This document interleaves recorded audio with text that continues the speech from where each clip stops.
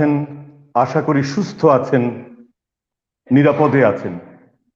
আমাদের চারপাশটা কিন্তু এখন আর নিরাপদ নেই। প্রতিবেশী দেশ ভারতের অবস্থা খুবই খারাপের দিকে যাচ্ছে, খুবই শোচনীয় অবস্থা সেখানে।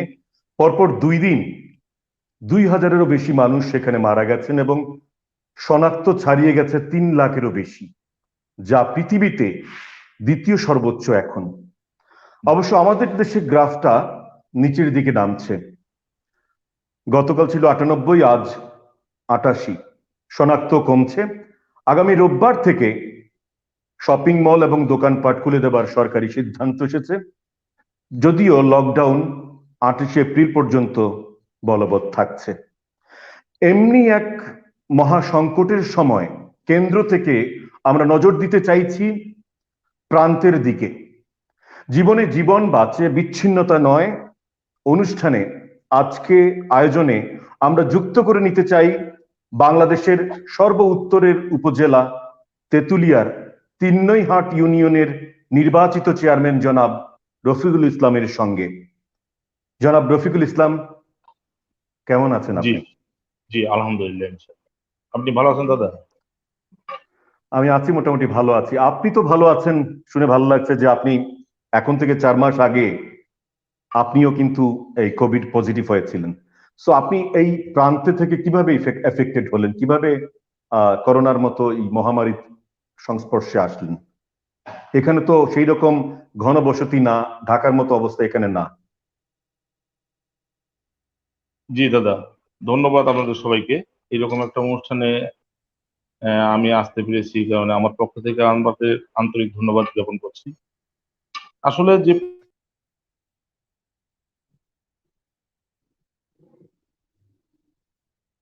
আহ সংযোগটা সম্ভবত আমরা হারিয়ে ফেলেছি। আমরা চেষ্টা করব যত দ্রুত সম্ভব ওনাকে, জনাব রফিকুল ইসলামকে আবার যুক্ত করে নেবার। আহ, জীবনে জীবন বাঁচে, বিচ্ছিন্নতায় নয়, এটি আমাদের দ্বিতীয় আয়োজন। এর আগে গত রোববার আমরা যুক্ত হয়েছিলাম বাংলাবান্ধা ইউনিয়নের নির্বাচিত চেয়ারম্যান জনাব কুদরতি ক্ষুধা মিলনের সঙ্গে। সেটি ছিল আমাদের প্রথম অনুষ্ঠান, যদিও নির্ধারিত সময়ে আমরা সংযুক্ত হতে পারিনি। এখানে প্রচন্ড আহ, প্রাকৃতিক দুর্যোগের মুখে আমরা পড়েছিলাম, বিদ্যুৎ সংযোগ বিচ্ছিন্ন হয়ে গিয়েছিল, সেই জন্য আমি যুক্ত হতে পারিনি। আমাদের সংযোগ আমরা আবার ফিরে পেয়েছি, জনাব রফিকুল ইসলামের সঙ্গে আমরা ফিরে যাচ্ছি। জি, আপনি যেটা বলছিলেন। জি আহ, আমরা ওই রংপুরে যাচ্ছিলাম, আমরা বগুড়াতে একটা ট্রেনিং এ যাচ্ছিলাম। আমরা আমাদের 4 চেয়ারম্যান আর ইউনিয়ন পরিষদের চেয়ারম্যান 4 জন, উপজেলা চেয়ারম্যান মহোদয় আর আমাদের ভাইস চেয়ারম্যান। তো প্রতিমধ্যে আমরা রংপুরে আমাদের খাবার দাবারের সময় হয়, লাঞ্চের সময় হয়। তো ওখানে হোটেলে খাওয়ার সময় সম্ভবত হাঁচি মাধ্যমেই জীবাণুটা আমার কাছে এসেছে, এটা আমার একটা ধারণা। কেননা যে রংপুর থেকে খাওয়ার পরেই আমার যে কিছু কিছু সিমটম গুলো, এটা আমি কিন্তু বুঝতে পেরেছিলাম। এবং বগুড়ায় যাওয়ার পর এক সন্ধ্যা আমি ভালো খাইছি, তারপর আমার কোনো স্বাদ গন্ধ আমি কোনো কিছুই পাইনি এবং প্রচন্ড জ্বর ছিল। আমি জ্বর অবস্থায় আমি 3 দিনের মধ্যে একদিনও ট্রেনিং করতে পারিনি। পরে তো তারপর ওখান থেকে আসার পর জ্বর বেড়েই চলতেছিল, স্বাদ গন্ধ কোনো কিছু পাচ্ছিলাম না। তারপর তো আমি ঠাকুরগাঁয়ে গেলাম। ঠাকুরগাঁয়ে আমার ইউরিন ব্লাড এগুলো সব টেস্ট করার পর মেডিসিন ডাক্তার ওবায়দুল হক, উনি পজিটিভ ঘোষণা ট্রিটমেন্ট করে। করলেন। জি জি জি। তো এবং আপনার সদর স্যাচুরেশন, আপনার অক্সিজেন স্যাচুরেশন কি স্বাভাবিক ছিল, নাকি এটা ড্রপ নিচের দিকে নেমেছে? মানে 84 ছিল আমার। তার মানে তো আপনাকে হসপিটালে ভর্তি হওয়ারই ঠিকঠাক মতো আপনি সিদ্ধান্ত নিয়েছেন। এবং জি, কতদিন লাগলো আপনার সুস্থ হতে? আমি তো ওই ঠাকুরগাঁয়ে আমার ভর্তি হওয়ার পর, যেখানেও অক্সিজেনের একটু সংকট ছিল, আমার সঙ্গে সঙ্গে রেফার করে দেয় রংপুরে কোভিড হাসপাতালে। হুম। ওখানে আমি আচ্ছা, 7 দিন। 7 দিন আপনি ঠিক হয়ে গেছেন তো? আপনার মতো এইরকম পজিটিভ রোগী কি আপনার ইউনিয়নে আর আছে? হ্যাঁ, অবশ্যই আছে। আর আমাদের জেলার মধ্যে সবচেয়ে প্রথমে পজিটিভ রোগী আমার ইউনিয়নেই ধরা পড়ে। তখন হাই আচ্ছা। হুলস্থুল ব্যাপার এবং অনেকেই, তখন আমরা রাস্তাঘাট সব বন্ধ করে দিয়েছিলাম। চৌকিদার দাফাদার দিয়ে নিজেও আমরা ওই রোডে কাউকে যেতে দিই নাই। ওই বাড়ির সঙ্গে আমাদের সম্পূর্ণ যোগাযোগ বিচ্ছিন্ন ছিল, এবং ওখানে ইউনো মহোদয়, এসিডেন্ট মহোদয় সহ ডাক্তার, আমরা সব সময় ফোনে ওনাদের সঙ্গে কোপারেশন করতাম। ওই বাড়িতে কাউকে যেতে দেওয়া হতো না, ওই হুম, হুম। রাস্তাতেই কাউকে যেতে দেওয়া হতো না। বাইপাস একটা রাস্তা ছিল, ওই রাস্তা দিয়ে মানুষ চলাচল করতো। আচ্ছা, তো এমনিতে এমনিতে মানে এখনকার আপনার পুরো ইউনিয়নের আপনার জনসংখ্যা 25,000-এর মতো, যদি আমি ভুল না করে থাকি, তাই তো? জি, জি, 25,000 25,000। মানুষের ভেতরে 25,000 মানুষ কেমন? আপনি তো আপনার মোটামুটি সংকট কাটিয়ে উঠেছেন, আপনি কিরকম কি অবস্থার ভিতর দিয়ে যেতে হয় সে অভিজ্ঞতা আপনার হয়ে গেছে, সেই অভিজ্ঞতাকে পুঁজি করে যাতে আর কেউ আক্রান্ত না হয়, আপনি কি একটু আপনার অবস্থাটা যদি একটু বলেন যে ইউনিয়নের সবার এই 25,000 মানুষ কেমন আছে, আপনার যারা ভোটার নাগরিক কেমন আছে সেখানে? আলহামদুলিল্লাহ, এখন অবশ্য ভালো। যখন কোভিডের প্রাদুর্ভাব হয় তখন আমাদের 43টা চেয়ারম্যানকে নিয়ে আমাদের ডিসি মহোদয় আমাদের ওনার সম্মেলন কক্ষে আমাদের কনফারেন্স ডেকেছিলেন, আমরা গেছিলাম। তখন থেকে আমাদের মানে যে করোনার ব্যাপারে যে আমাদের কিছু কিছু নিয়ম কানুন বা করোনা কি এই সম্বন্ধে আমার কিন্তু প্রথম ফার্স্ট তখনই কিন্তু ওখানে আলাপ আলোচনা হয়েছিল, এবং এটা বহুল প্রচারের জন্য আমরা পরে মাস্ক বিতরণ করি, মাইকিং মিটিং এগুলোর মাধ্যমে করোনার যে দিকগুলো এগুলো মানুষের কাছে তুলে ধরে সতর্ক করার ব্যবস্থা করি। তো আচ্ছা, এমনি হুম, হুম, বলেন, তো বলেন, আপনি বলে যান। হ্যাঁ, তো মাঠ পর্যায়ে মানুষ আসলে জানতো না। আমরা বিভিন্ন সেমিনারে বিভিন্ন উঠান বৈঠকের মাধ্যমে মানুষকে, এবং মাইকিং, তারপর মনে করেন যে আমার প্রচার প্রচারণা এগুলো দিয়েই আমার মানুষকে সচেতন করছিলাম। এখন কি মানুষ মাস্ক পরার ব্যাপারে, হাত ধোয়ার ব্যাপারে, দূরত্ব বজায় রাখার ব্যাপারে মোটামুটি কি জানে বলে আপনার মনে হয়, যেরকম ভাবে ঢাকার মানুষ বা শহরের মানুষ জানে? মানে কেন্দ্রের সঙ্গে প্রান্তের কোন রকম ডিফারেন্স আপনি খুঁজে পান কিনা এখানে? না, এখন আমাদের এলাকা তো গরিব এলাকা, তো মাস্ক বা সাবধানতার দিক দিয়ে এখন অনেক বেশি, যেটা আগে মানুষ কিছুই জানতো না। এখন পরিষ্কার আচ্ছা, হাত ধোয়া বা আপনার ভাত খাওয়ার আগেই সাবান বা ইয়া দিয়ে হাত ধোয়া এগুলো এখন। আর তবে মাস্কের ব্যবহারটা এখন মানে খুব একটা নাই, আস্তে আস্তে কমে যাচ্ছে। কেন? সেটা কেন? এখন মাস্কটা মানুষ যে কেন ব্যবহার করতে যাচ্ছে না, আসলে যারা বুঝে তারা কিন্তু করতেছে, কিন্তু ওই যে হাট বাজারে মানুষগুলো হুম, বুঝতে হুম। দেয় না। এবং এইগুলো ব্যাপারে অনেক আমাদের ইউনো মহোদয় আমাদের ভ্রাম্যমাণ আদালতের মাধ্যমে জরিমানাও করছে, সবকিছুই করছে, কিন্তু এখানে সমস্যা হয় কি, যে যখন আমাদের ইউনো মহোদয় বা আমাদের এসিএম মহোদয় যায় তখন উনাদের দেখে ওই পকেট থেকে মাস্কটা নিয়ে বা কোনো প্রশাসনের লোক দেয়, আর না হলে পকেটে রাখে দেয়। মানে একটা চোর পুলিশ, একটা মানে লুকোচুরি খেলার মতো অবস্থা। জি, জি, জি, জি। এটা কি সচেতনতার অভাব, নাকি না আসলে এটা অভ্যাসের ব্যাপার, কোনটা, সংকটটা মানে কোনটা? এটা হলো অজ্ঞতার অভাব। মানে আসলে এটা যে এত বড় মহামারী সারা বিশ্বকে ধ্বংস করে দিচ্ছে আসলে বুঝতে হুম, হুম। পারতেছেন না। তো অশিক্ষিত এটাকে মানুষ। ব্যাপকভাবে যেহেতু আপনি নিজে আক্রান্ত হয়েছেন, তার মানে কিন্তু এখানে মানে এই আশঙ্কা কিন্তু থেকেই যায় যে কোনো ভাবে আক্রান্তের, কারণ পাশেই জি, আপনার বাংলা বান্ধা, সেখানে প্রচুর বাইরের মানুষ, শ্রমিকরা প্রায় 20 থেকে 25 হাজার শ্রমিক কাজ করে না। জি, যদিও জি, পোর্ট এখন বন্ধ, ভারতের অবস্থা খারাপ, ভাগ্যিস যে ল্যান্ড পোর্টটা বন্ধ আছে, তো ওখান থেকে আসার ডাবল ভেরিয়েন্ট আসার সুযোগটা আপাতত নেই, কিন্তু তারপরও বাইরের মানুষ তো এখানে প্রচুর কাজ করতে আসে, সেখান থেকে সংস্পর্শে আপনার যুক্ত হবার, আক্রান্ত হবার আশঙ্কা থেকেই যায়।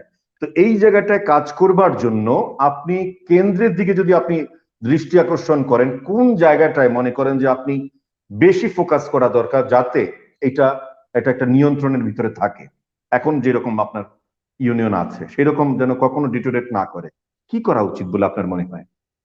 এটা প্রথম থেকেই যেটা আমার মধ্যে উপলব্ধি হয়েছিল, যে জায়গায় যে করোনাটা তো আসলে আমাদের এই এলাকায় কিন্তু আগে খুব কম ছিল, এখনো যেমন কম আছে। ঢাকায় করোনার যে প্রাদুর্ভাবটা, করোনায় যে রুগী শনাক্ত হচ্ছে, যেভাবে যে হারে মরতেছে, আমাদের গ্রামগুলো গঞ্জে কিন্তু এত মরতেছে না। তা আমরা কিন্তু তখনও ধরছিলাম যে বাইরের থেকে কাউকে আসতে দেওয়া যাবে না, রাস্তাঘাটেও হুম, ব্যারিকেড করা ছিল। এবং আমাদের কিছু সোসাইটি ছিল, অনেক বাচ্চা কাচ্চা ছিল, বেকার যুবক আলাপ, এদেরকে আমরা হুম। কিন্তু মিটিং এর মাধ্যমে আমরা কিন্তু রাস্তা যারা বাইরে থেকে আসতো তারা কিন্তু কোয়ারেন্টাইনে এবং শক্তভাবেই আইসোলেশনে বা কোয়ারেন্টাইনে এইভাবেই কিন্তু আমরা রাখতাম। রাখি প্রথমে কিন্তু আমরা চেক এখন করতাম। এখন আপনার আগে রাখতাম মানে কিন্তু আগে ছিল, এখন নেই, এখন একটু কি গাছাড়া ভাব বলে আছে বলে মনে হচ্ছে, তাই তো? গাছাড়া ভাব মানে এখন তো ওই রকম লোক আসতেছে না, এখন তো সরকারের যে পদক্ষেপটা যে দূরপাল্লা কড়াকড়ি কড়াকড়ি আছে, করি এই কড়াকড়ি কড়াকড়িটা আছে। আমাদেরকে অনেক ভালোভাবে রাখছে আমি মনে করি।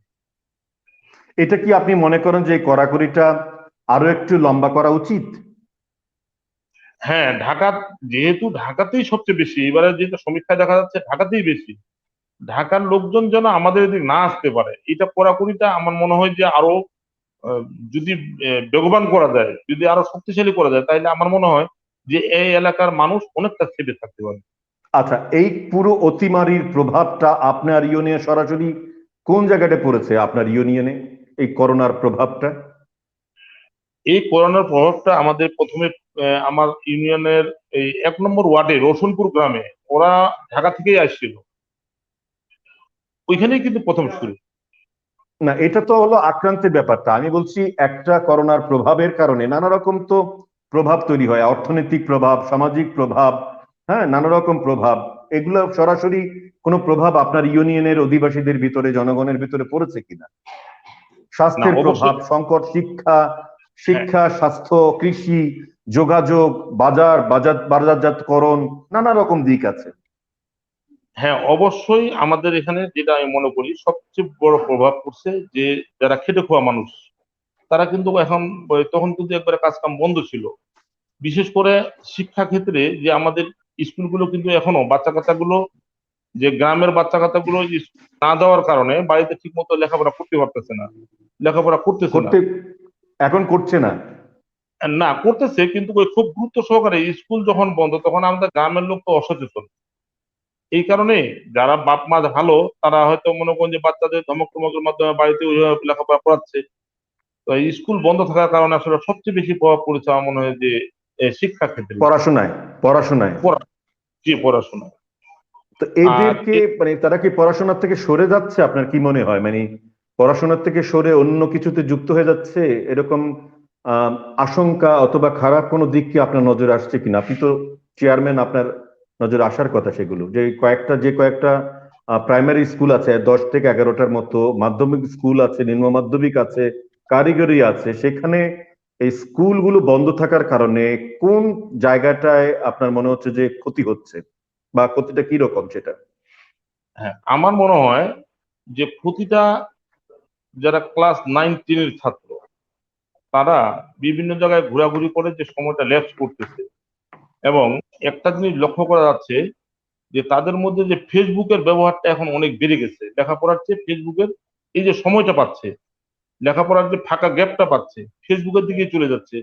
আর কিছু কিছু চলে যাচ্ছে যে তারা যে আহ, ধূমপান বা এরকম আহ, নেশা জাতীয় জগতের মধ্যে ইনারা কিন্তু আস্তে আস্তে ধাবিত হচ্ছে। যদিও আমরা গ্রাম পুলিশ সহ আমরা এগুলো জিনিস আমরা প্রতিহত করার চেষ্টা করি, বা এক জায়গায় জমায়েত হইলে আমরা এটা ভেঙে দেওয়ার চেষ্টা করি, কিন্তু তারপরে কিছু কিছু তো ভালো খারাপ মিলেই তো আসলে ছাত্রগুলো আছে, এই তো ছাত্রদের মধ্যে তাদেরকে এগুলো। তাদেরকে পড়াশোনায় রাখার কোন রকম ব্যবস্থা কি সরকারি ভাবে নেওয়া হচ্ছে কিনা? মানে তাদের জীবন তাহলে পড়াশোনার ভিতরে যদি না থাকে, যদি সেখান থেকে হারিয়ে যায়, সেখান থেকে খারাপ পথে চলে যায়, ডিরেল হয়ে যায়, তাহলে তো এটা আমাদের জন্য বড় সংকট ভবিষ্যতে তৈরি করতে পারে। কারণ জি, এইভাবে কতদিন স্কুল বন্ধ থাকবে? পৃথিবীর অনেক দেশ, এটা প্রমাণিত হয়েছে ল্যান্ডসেটের রিপোর্টে, যে বাচ্চারা যদি স্কুলে যায়, ঘরের থেকে বাইরে যদি যায়, তাহলে তাদের যে ইমিউন সিস্টেম সেটা কিন্তু আরো ভালো থাকে। সেটা বৈজ্ঞানিকভাবে প্রমাণিত এবং অনেক দেশে সেটা খুলে দেওয়া হয়েছে। এইভাবে আজকে বছরেরও এক বেশিরও বেশি হয়ে গেছে, আপনি আপনার সন্তানদেরকে মানুষ করেছেন ঢাকার মতো সুন্দর জায়গায়, আপনার মেয়ে একটা ইউনিভার্সিটির অধ্যাপনায় যুক্ত, আরেকটা জি, ছেলে জি। আমি যতখানি জেনেছি যে নর্থ সাউথে পড়েছে।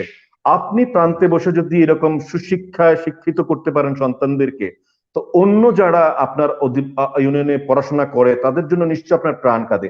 এই যে দীর্ঘদিন ধরে, দীর্ঘ সময় ধরে স্কুলগুলো বন্ধ, এর অভিঘাতটা কোথায় গিয়ে পড়তে পারে? আপনার অভিভাবক হিসাবে, নির্বাচিত চেয়ারম্যান হিসেবে আপনার যদি কোনো পরামর্শ অথবা আপনার কোনো মূল্যায়ন থাকে, এইভাবে কি দীর্ঘদিন চলতে পারে কিনা, হ্যাঁ, বা কি করা আমি, উচিত? জি, আমার মনে হয় যে অচিরেই আমাদের এটা কেটে উঠবে। কেননা আমাদের গ্রামগঞ্জে কিন্তু এখন করোনার প্রাদুর্ভাবটা অনেক কম, এটা আমরা লক্ষ্য করতেছি। একদম একদম একদম হ্যাঁ, একদম। হ্যাঁ, যদি সরকার আমার মনে হয় যে এই শিক্ষার সেকশনটাকে চালু করে দেয়, তাহলে আমার মনে হয় এগুলো চলে আসবে। আর তেমন কোনো ওদের মধ্যে কিন্তু প্রভাবটা তেমন কোনো ওইভাবে পড়েনি, বড় ধরনের মেজর আকারে পড়েনি। এটা মুষ্টিময় দুই একজনের কারণে, আর বাদ বাকি কিন্তু বাড়িতেই লেখাপড়া করতেছে। আর আমাদের গ্রামগঞ্জে তো আসলে লেখাপড়ার যে মূল্যায়নটা এটা আগে ছিল না, আমাদের পঞ্চগড় জেলা অনেক পিছিয়ে ছিলাম। তো এখন আমাদের কিন্তু পঞ্চগড় জেলার এখন তো আপনার আপনার অঞ্চলটা, আপনার পঞ্চগড় তো আগের মতো নেই এখন, আস্তে আস্তে করে ডেভেলপ হচ্ছে, অনেকখানি ডেভেলপ হয়ে গেছে। জি জি জি এখন তো জি জি পড়াশোনার ইচ্ছেটা মানুষের বেড়েছে আগের চাইতে, তাই না? হ্যাঁ হ্যাঁ, এখন গার্জিয়ান গুলো তো সব মানে এখন ওই যে লেখাপড়ার পিছনে বাপ মারা এখন শহরে যেরকম বাচ্চাদের নিয়ে স্কুলে যায়, এখন গ্রামেও কিন্তু এরকম হয়ে গেছে। এখন বেশিরভাগ বাচ্চা কাচ্চার কিন্তু গ্রামে কেয়ার নিয়ে বাপ মারাই কিন্তু লেখাপড়া করাচ্ছে, এটা আমি যতটুকু মনে করি। মানে এই ইউনিয়নে বা পাশের ইউনিয়নে অথবা তেঁতুলিয়া উপজেলায় আমরা অনেক ফ্যামিলিকে জানি যাদের ছেলে মেয়েরা ঢাকা ইউনিভার্সিটিতে পড়ছে, বিভিন্ন দেশের পাবলিক ইউনিভার্সিটিতে পড়ছে, প্রাইভেট ইউনিভার্সিটিতে পড়ছে, বিভিন্ন কলেজে, নামকরা কলেজগুলোতে পড়ছে। এটার পরিসংখ্যান কিন্তু অনেক বড়, আপনি সেটা ভালো করে জানেন। সেটাই তো ইঙ্গিত দেয় যে অঞ্চলটা শিক্ষামুখী হয়েছে, তাই তো? জি তো এই এই এই এটার থেকে একটা নিশ্চয়ই কোনো একটা একটা একটা কিছু করা উচিত যাতে পড়াশোনার ভিতরে অন্তত বাচ্চারা ফিরে আসে। আচ্ছা, এটা তো শিক্ষার একটা বড় দিক গেল।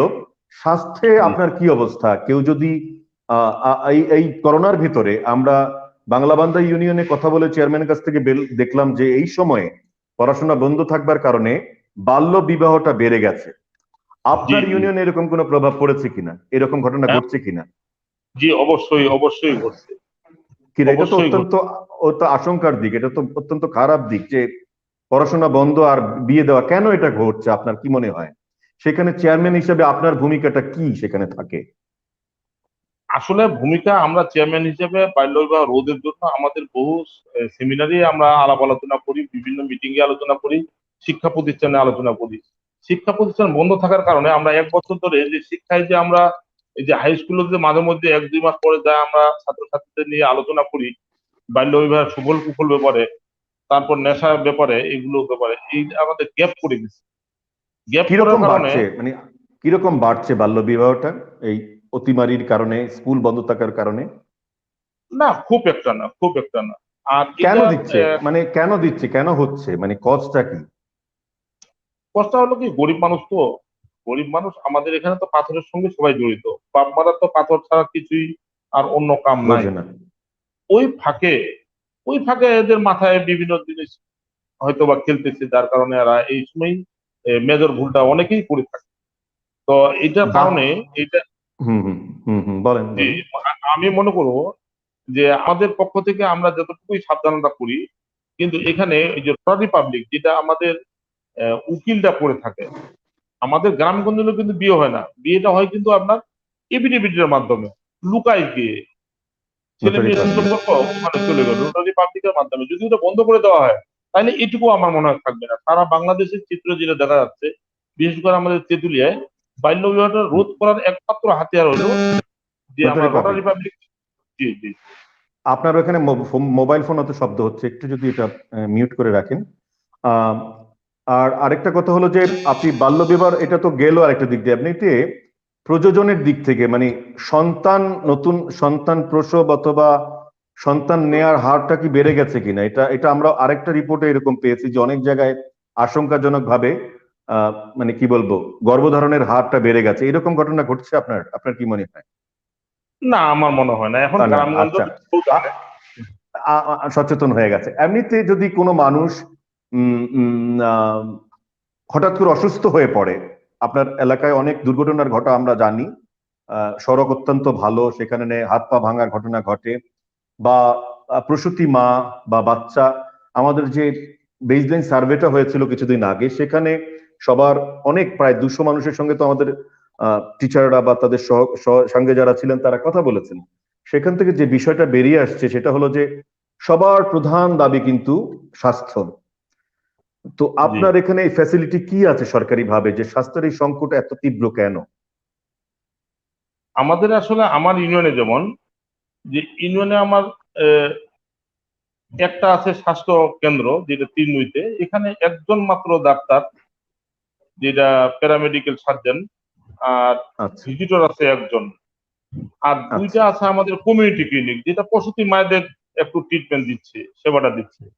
এর আর বাইরে তেতুলিয়া যে হাসপাতাল আছে সেখানেও মানে ডাক্তার থাকে না, সবচেয়ে বড় হলো কিরকম, এখানে কেন থাকে না? ডাক্তার থাকতেছে না। এখন তেতুলিয়া হয়তো বিভিন্ন জায়গা থেকে তেতুলিয়ার যে দূরত্বটা, এই কারণে। যদিও তেতুলিয়ার পরিবেশ ভালো, কেউ কেউ আবার একবার আসলে যেতে চায় না, কিন্তু অনেকেই আবার এখানে জয়েন করার পর যে এখানে থাকতেছে না। সরকার যতই কতদিন চিন্তা থাকে ভাবনা। গড়ে? গড়ে কতদিন থাকে এক একজন? আপনার অভিজ্ঞতা, দীর্ঘদিনের অভিজ্ঞতায় করে কতদিন থাকে এক একজন? মানে আসা যাওয়ার ইয়েটা যদি আপনি হিসাব করে বলেন, গড় গড় হিসাব বলছি, অ্যাভারেজ মানে এক একজন। এভারেজে এর আগে তো অবস্থান অনেক খারাপ ছিল। এখন তো আমাদের চেয়ারম্যানরা আমরা মিটিং এর মাধ্যমেই ওদেরকেও বলে দিই, তাতে করে গড় এখন ভালো থাকে। এখন মোটামুটি ধরেন যে না হলেও অর্ধেক ডাক্তার থাকে, যদিও সরকারের দিক নির্দেশনা যে 100% ডাক্তারই আপনার ইয়েতে থাকতে থাকতে হবে। হবে। না, জি। ওরা যে থাকে না সেটা কি শুধুই দূরত্বের কারণে, নাকি এখানে থাকার মতো পরিবেশ অথবা সুযোগ তার যেভাবে থাকা উচিত, যেই ইনফ্রাস্ট্রাকচার থাকা উচিত সেগুলা নেই বলে থাকে না, কোনটা? একটা মানুষ তো। আ- হ্যাঁ, আমার মনে হয় যে এখানে তো আসলে থাকার পরিবেশও ভালো, খাওয়ার পরিবেশও ভালো। হয়তো বড় মাছটা পাওয়া যায় না, কিন্তু আমাদের পঞ্চগড় থেকেই কিন্তু সব বাজার বাজার আছে। তো এখানে সবচেয়ে বড় যে শিক্ষার, আমাদের এখানের যে একটা পরিবেশ, এখন মনে করেন যে একজন ডাক্তার ওনার ছেলে লেখাপড়া করে, সেই সুযোগটা কিন্তু আমাদের নাই, খুবই কম। একটা মাত্র আমাদের হাই স্কুল সরকারি, সেখানেও ম্যানেজমেন্ট ভালো না, সেখানকার টিচার স্টাফ ভালো না। সেখানে অবশ্য আমার ছোট ছেলেটাও ক্লাস 10-এ পড়তেছে, তাতে করে ওখানকার অ্যাটেন্ডেন্স বা ওখানকার শিক্ষকদের যে লেখাপড়ার যে মানটা ভালো না, যার কারণেই বিভিন্ন দিক দিয়েই কিন্তু হয়তো বউ থাকতেছে, মনে করেন যে ঢাকায় বা অন্যত্র চাকরি করতেছে, এই সুবাদেই বিভিন্ন জন বিভিন্ন ভাবেই এখানকার গ্যাপটা ফেলতেছে।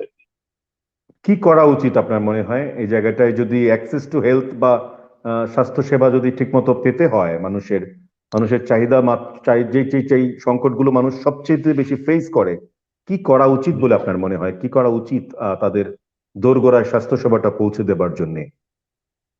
আমার মনে হয় যে আমাদের যে যেটা রংপুর থেকে এদিক যেগুলো আমাদের ডাক্তার আছে, তাদের যদি আমাদের এদিকেই ধাবিত করা যায়, ঢাকা বা ওই নরসিংদী ওদিকের যে ডাক্তারগুলো আছে, এইটা অত দূর আসতে চায় না।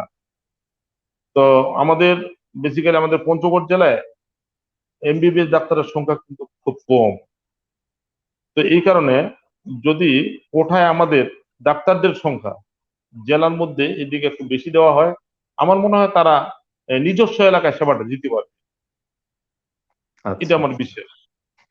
আচ্ছা। এর বাইরে এবার আসি, আমরা যদি কৃষির দিকে নজর দিই, আপনার ইউনিয়নের প্রধান কৃষি পণ্য কি কি? আমার ইউনিয়নে মোট জমির সংখ্যা তো হলো 26,000 হেক্টর, 2600 হেক্টর। আবাদি হলো আচ্ছা। আমার প্রায় 2100 হেক্টর। বোরো আমার 800 হেক্টর জমিতে হয়। মরিচ আমাদের প্রায় 4 থেকে 500 হেক্টর। মরিচের আবার তাই রিসেন্ট আবার বাড়তেছে। অর্থকরী ফসলের মধ্যে মরিচটা অনেক ভালো, বিশেষ করে চা। সম্ভাবনাময়। জি, সম্ভাবনাময়। আর দ্রুত যেটা 3 বছর বা 5 বছরের মধ্যে যেটা দ্রুত বেড়ে গেছে, সেটা হলো চা। এই 2600 হেক্টর জমির মধ্যে 400 হেক্টর জমি কাজে কাজে টি স্টেট সহ আমাদের একটা ধারণা আছে যে 400 হেক্টর জমি কিন্তু চা আবাদে আমাদের। তো এখানে আচ্ছা। কৃষি আমাদের এখানে প্রতিটা ফসলে হয়, কোনটার কথা বলবো, ধান থেকে আরম্ভ করে যেটাই ফেলি সেটা হয়। আল্লাহ তাআলা আমাদের এমন জমি উর্বর করছে, বিশেষ করে আমাদের তেঁতুলিয়া উপজেলার মধ্যে 7টা ইউনিয়ন, তার মধ্যে বাংলামান্দা ইউনিয়ন, চিন্নই, তেঁতুলিয়া বা শালবাহান, এই 4টা ইউনিয়নের জমি এত উর্বর যেটা কল্পনা করা যায় না। এখানে এমনি যেটাই ফেলি সেটাই। না, এমনিতে নতুন কোনো সম্ভাবনাময় কোনো অর্থকরী ফসল আছে কিনা যেটাতে নজর দিতে দেওয়া সম্ভব, যেটা সামনের দিনে হয়তো ডেভেলপ করবে, যেটা এখনো সেইভাবে নজর পড়েনি, এরকম কিছু আপনি কোনো ইঙ্গিত পান কিনা ভবিষ্যতের দিকে, যে এটা ডেভেলপ করতে পারে আপনার এই ইউনিয়নে? হ্যাঁ, আমার ইউনিয়নের ডেভেলপটা হাইল্যান্ড গুলোতে যদি আমরা কমপক্ষে কমলা চাষটা, তারপর আমরা আপেল, তারপর আমরা আহ, যে ফল ফ্রুটের বিষয়টা, আপেল কুল, এই ধরনের ফসলগুলো যদি আমরা করি, তাহলে আমরা আমরা হয়তো মানে অনেক লাভবানও হতে পারবো। আর এই সমস্ত আবাদ সাবাদ গুলো কিন্তু এখন আমাদের ইউনিয়নে আসে না। এমনিতে বাজারজাতকরণ যেই ফসলগুলো হয় বাজারজাতকরণে কোনো প্রবলেম আছে কিনা, বা সংরক্ষণে কোনো সংকট আছে কিনা, অথবা কৃষক তার ন্যায্য মূল্যটা ঠিক পায় কিনা, বা পেতে গেলে আরো কিছু করবার চাহিদা আছে কিনা, যেটা হলে কৃষকের উপকার হয়, মধ্যস্বত্বভোগীদের হাত থেকে তারা মুক্ত হয়, তাদের যে কষ্টটা করে পরিশ্রমটা করে তার ন্যায্য মূল্য তার হাতে পৌঁছায়, সেরকম কোনো কোনো চিন্তা ভাবনা বা বা প্রস্তাবনা আপনার আছে কিনা? হ্যাঁ, জি, আছে। যেমন আমার এখানে সবচেয়ে বড় হলো যে কপি বা বেগুন, টমেটো, লাউ, এগুলো যে আমাদের প্রচুর আবাদ সাবাদ কিন্তু হয়, কিন্তু আমাদের এখান থেকে যে ঢাকায় যে দূরত্বটা, আর এখানে আমাদের যে গাড়ি ঘোড়া যোগাযোগ, এইটা বেপরোয়া হওয়ার কারণে কৃষক ফল পায় ঠিকই, হুম আমরা হুম। বাজারজাত করতে বা এই দ্রুত বিভিন্ন জায়গায় পৌঁছাইতে আমরা পারতেছি না বিভিন্ন কারণে। আর আমাদের এখানে এরকম হিমাগার নাই। যদি এরকম থাকতো, তারপরে আলুও প্রচুর হয়। আমরা এটা বাজারজাত না করতে পারে আমাদের কৃষকগুলো কিন্তু আসলে লস খেয়ে যাচ্ছে বিভিন্ন দিক দিয়ে, কিন্তু প্রচুর আবাদ তাহলে হয় আপনার আমাদের। তার মানে আপনি বলছেন যে দূরত্ব একটা সংকট, সেই সংকটের কারণে এবং যাতায়াতের সংকটের কারণে অনেক সময় কৃষক মার খায়, ঠিক মতো দাম পায় না, একটা হিমাগারের জি, আপনার চাহিদা আপনি আপনি বলছেন সেখানে আছে। আপনার কথা জি, থেকে আরেকটা জিনিস বেরিয়ে আসতো, সেটা হলো যে এখানে গ্রেটার রংপুর অঞ্চলের ডাক্তার, এমবিবিএস ডাক্তারদের প্রচুর পরিমাণে দিলে তাহলে মানুষের যে স্বাস্থ্য সংকট সেবার সেটাও দূরীভূত হবে, তাই তো? জি, আর জি, এই পড়াশোনার ব্যাপারে যেটা বললেন যে অনেকেই বিপথে চলে যাচ্ছে, বিশেষ করে সামাজিক যোগাযোগ মাধ্যম ফেসবুকে আসক্তিটা বেড়ে যাচ্ছে, বা জি, আরো রকম নেশার জিনিসপত্রতেও যুক্ত হয়ে যাচ্ছে। সেখানে জি, আপনার আপনার কোনো রকম সুস্পষ্ট কিন্তু কোনো পরামর্শ ছিল না, কিন্তু আপনি মনে করছেন যে দ্রুত এটা কেটে যাবে, যেহেতু আমাদের করোনা গ্রাফটা আস্তে আস্তে নিচের দিকে নামছে এবং সরকারও আমাদের ব্যবসা প্রতিষ্ঠান শপিং মলগুলো খুলে দিচ্ছে, এবং সচেতনতা যদি আমাদের ভিতরে সাংঘাতিক রকম আমরা মানে একদম রিলিজিয়াসলি যদি ফলো করতে পারি, অন্তত মাস্কটা পরা, তাই না? জি, তাহলে জি, হয়তো আমরা যেই প্রবলেমটা এখন সারা দেশে ফেস করছি, বা ইন্ডিয়ায় যেরকম সংকটের ভিতরে পড়েছে, আমরা হয়তো নাও পড়তে পারি, তাই তো? জি, জি। এর বাইরে আর কিছু আপনার অ্যাড করবার মতো কিছু আছে কিনা? আপনার আপনার তো অনেক অনেক অনেক দিক আছে, এই সুযোগটা আছে কেন্দ্রের কাছে তুলে ধরবার জন্য, উপস্থাপন করবার জন্য। আপনার যদি কিছু বক্তব্য থাকে, আমরা অনুষ্ঠান শেষের দিকে প্রায় পৌঁছে গেছি, আমরা তাহলে কনক্লুশনে টেনে চলে যাব। জি, আমার এখানে যেটা সমস্যা, যে আমাদের মহানন্দাটা কিন্তু আমাদের আসলে যেরকম আমাদের পাথরটা দিয়ে আমাদের মানুষকে উপকার করে, কিন্তু মহানন্দের যে ভাঙনটা, এই নদী হ্যাঁ। ভাঙনের কারণে কিন্তু আমাদের হাজার হাজার একর জমি কিন্তু ভেঙে যাচ্ছে বর্ষার সময়। এই যে হিমালয়ের পাদদেশ থেকে যে পানির যে স্রোতটা, এই স্রোতটা, এই যে ধারগুলো আছে, এটা কিন্তু ভেঙে যাচ্ছে প্রতিদিনই, কিন্তু 2-4 হাত বা 2-4 ফিট করে কিন্তু ভেঙে ভেঙে যায়। ধরেন যে বছরে প্রায় একর কা একর জমি ভেঙে যাচ্ছে। সেখানে আমি মনে করব যে আমাদের পানি উন্নয়ন বোর্ড থেকে যদি আমাদের ব্লকের ব্যবস্থা করা হয়। কেন ভারত ওরা কিন্তু নদী বাঁধে দিচ্ছে, ওদের সাইড গুলো বেঁধে দিয়েছে, বাংলাদেশে কিন্তু এখনো বেঁধে দেওয়া হয়নি। তারপর গতবারে আমাদের নেভি থেকে আমাদের কয়েকটা প্রকল্প কাজ বাংলাবান্ধা এবং তিতুলিয়া তিনটি ইউনিয়নে হয়েছিল, এখনো কিন্তু ব্লকগুলো ওইভাবে পড়ে আছে, এগুলো কিন্তু এখনো ডাম্পিং এর ব্যবস্থা হয়নি। যেটা এই মিটিং এর মাধ্যমে কিন্তু বারবার বলছি যে এটা আমাদের জমিটা আমাদের কমে গেলে আমরা জমিটা পাবো কোথায়। এই কারণে আমাদের এগুলো করার দরকার। আর বিশেষ করে আমরা শিক্ষার ক্ষেত্রে আমাদের জেলার মধ্যে আমাদের কোনো ইউনিভার্সিটি নেই। আমাদের বাচ্চা কাচ্চাগুলো, গরিব মানুষের বাচ্চা কাচ্চাগুলো অনেক দূর পর্যন্ত লেখাপড়া করাতে হয়। আর লেখাপড়ার যে আমাদের সমস্যাটা, সেটা আমি একজন বাপ হিসাবে আমি তো ভুক্তভোগী। আমার হুম। বড় মেয়ে ইডেন থেকে ইংলিশে মাস্টার্স করছে, সেখানেও আমার অনেক মানে কোনখানে ভর্তি করব না করব, শেষ পর্যন্ত ইউনিভার্সিটিতে টাকা না পাওয়ার পর ওখানেই আমার দাঁড়ায় থাকে, ওখানে ওই মেয়েকে নিয়ে ওখানে পড়তে হয়েছে। তারপর ছোট মেয়েটাকে বিভিন্ন জায়গায় পরীক্ষা দেওয়ার পর তারপর জাহাঙ্গীরনগরে ওখানে একই সঙ্গে 2-3টা সাবজেক্টে ওখানে চাকরি দেওয়া হলো, সুযোগ হইলো। চান্স পেয়েছে। হ্যাঁ, চান্স পেলো। তারপর আমার ছেলেটার ব্যাপারে ওখানে বিভিন্ন জায়গায় চান্স না পেয়ে শেষ পর্যন্ত নর্থ সাউথে করতে হইলো। এই যে এত পরিশ্রম আর এত দৌড়াদৌড়ি, এত ব্যয়বহুল, এত দূর থেকে তারপর প্রায় 500 কিলোমিটার দূরের পথ। 800 কিলোমিটার দূর থেকে আছে। তো এখানে যদি আমাদের গরিব লোকগুলোর দিক দিয়ে চিন্তা করে সরকার যদি এখানে একটা ইউনিভার্সিটি দিত, তারপর বাংলাদেশের যে দূরত্বটা আমাদের এই তেঁতুলিয়া থেকে ঢাকা বা টেকনাফ, এই যে একটা নামের যে একটা ঐতিহ্য, আমাদের তেঁতুলিয়া এখানে একটা হেলিপ্যাডের দরকার অবশ্যই।